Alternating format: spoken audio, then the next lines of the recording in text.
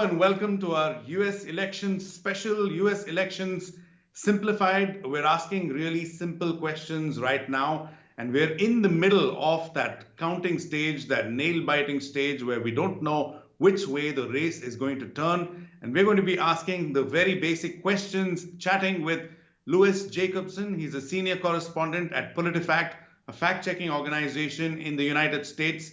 Louis, thanks so much for joining us. What's the Thank you. big picture right now?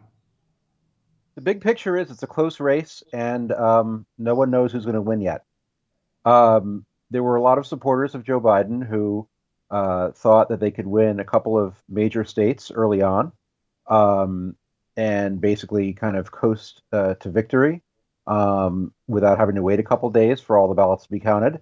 And the easiest paths for the Biden campaign to do that have come to naught so far. Florida has gone for Trump by a slightly bigger margin. It was always a toss-up state, but it has gone by Florida standards relatively decisively for Trump. North Carolina is exceedingly close. Joe Biden could still pull it out, but it's going to be a very, very tight one there. Georgia, it's a little too early to tell. That also was a toss-up state. A lot of votes still to be counted, so it's a little premature to say there. Ohio, where Joe Biden looked really good early in the night, tightened quite a bit, and now Trump is in the lead. There are still some large numbers of votes out, as is the case in North Carolina in some of the bigger cities where Biden should do better. But probably Trump is favored at this point in the night to win the state of Ohio. The best news for Biden so far is that Arizona, which is a state like the other four I just mentioned that Trump won in 2016, the first batch of votes has come from the most populous county, which accounts for close to 2/3 of the votes of the state. And Biden is up by about 10 percentage points there. That'll probably narrow as the subsequent batches are released. But that of the 4 or 5 states I've mentioned is definitely the one where Biden is pinning his hopes. Now, that still leaves the 3 major Midwestern states that really sealed Trump's victory in 2016, Pennsylvania, Michigan, Wisconsin. The ballot counting is very early in its stages there, so we really can't say too much about how well either candidate is doing. They were exceedingly close last time, within tens of thousands of votes in each state.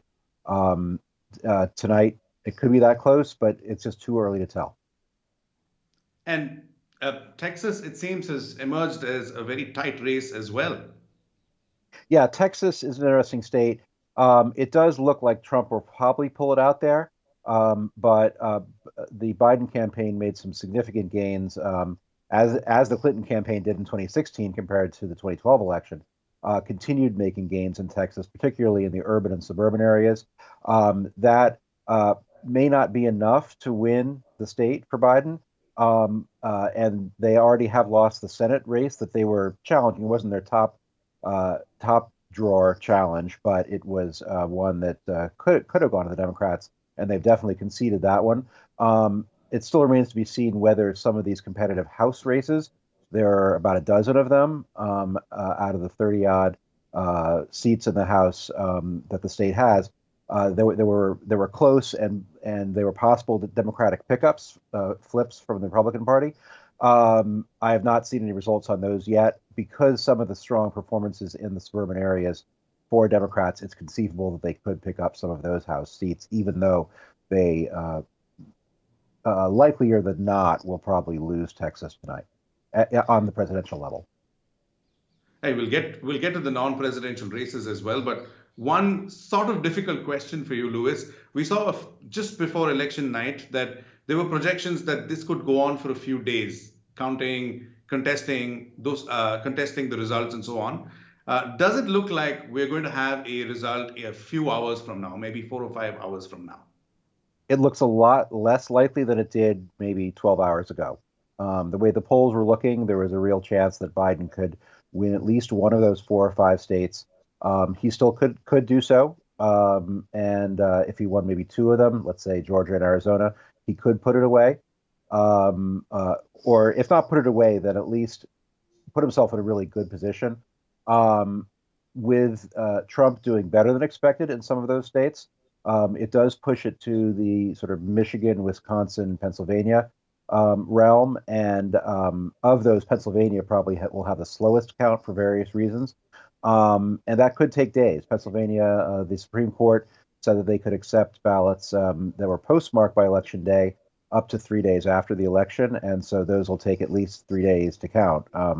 And it is more likelier than it may have looked at the beginning of the night that the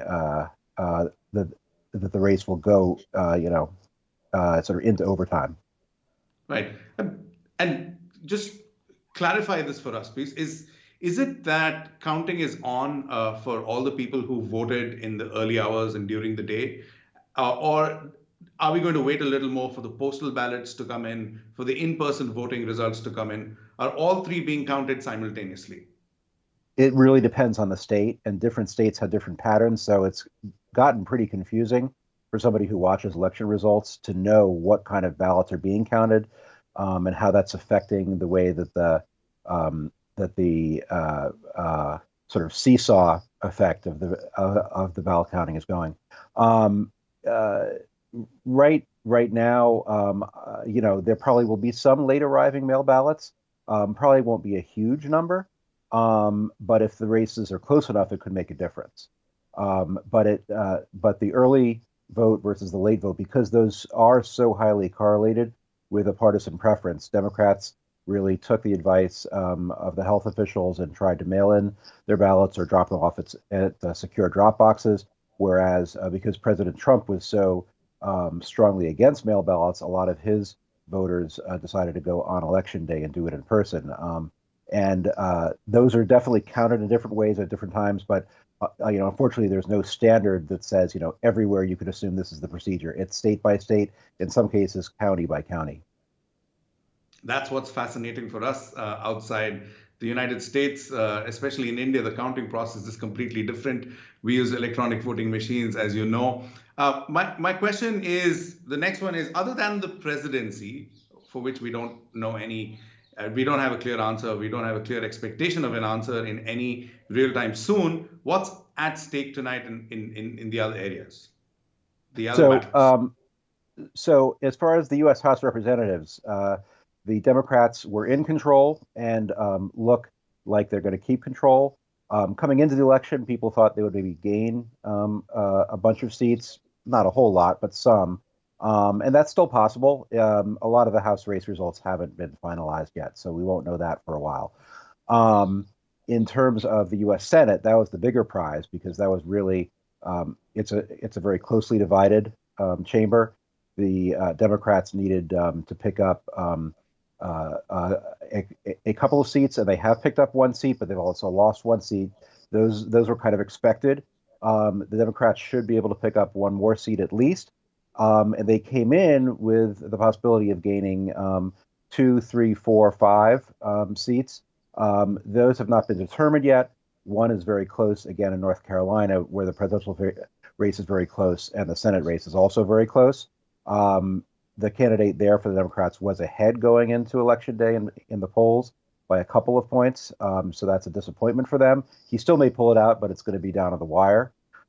Maine, there's one Senate race, which probably will take a little longer to figure out if it's close, because they have a ranked choice voting system, which means that voters choose their first, second, third, and fourth choices. And so they have to kind of work through the process there. It takes a little longer. Democrats have a pretty good shot there. So they could win the 3 seats, but then they need to win that 4th to really get over the hump and take the majority.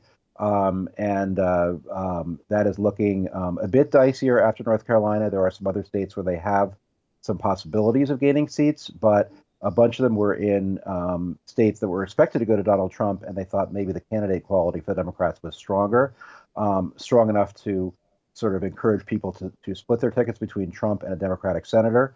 The way things are looking tonight, that looks like a more difficult challenge for the Democrats. It doesn't seem like there's going to be a whole lot of ticket splitting. Last couple of questions. when we're watching the results from outside, when you look at the New York Times website or the CNN website or the Fox News website, we see different numbers, wildly different numbers for the main race, the presidential race. And then we also find out that, unlike perhaps India and other countries, there is no central authority in the United States that does the counting. Is that fair to say? There is no election commission, for example, in the United States. So who Right. is the ultimate authority? Whose numbers are we going to believe?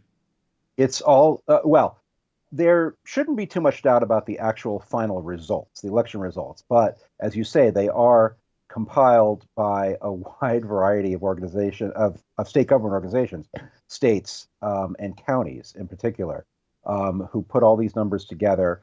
And they have very nonpartisan people running them, and they're generally trusted. But it is quite an operation just to figure out what the vote tallies are county by county, because there's a lot of counties in the U.S. And even if you're just looking at the battleground states, you're still talking about hundreds of counties reporting from different precincts. And so it's a very, very decentralized system, which I guess is unusual. The upside of that is that it's very hard to hack. You can't suddenly, I mean, it would be very difficult anyway, to be able to sort of control the voting tallies in so many different counties to make a difference in the final vote. I'm not saying it's impossible, but it'd be very hard compared to a national system, which is more unified. Right, and I'm going to ask you to put on your fact-checking hat on. In the last couple of days leading up to the election and today, do you see any changes in the pattern of misinformation that you've been spotting, especially political speeches? I guess the time for rhetoric is over now, but still, are there any other concerns? The candidates themselves have pretty much been saying the same things they've been saying for at least a couple of weeks, if not longer. They aren't throwing too many different talking points into their mix.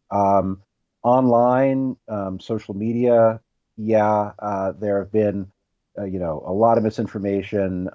Some of it about the candidates, some of it about voting processes and how to vote and stuff like that, or things like violence at the polls and stuff like that.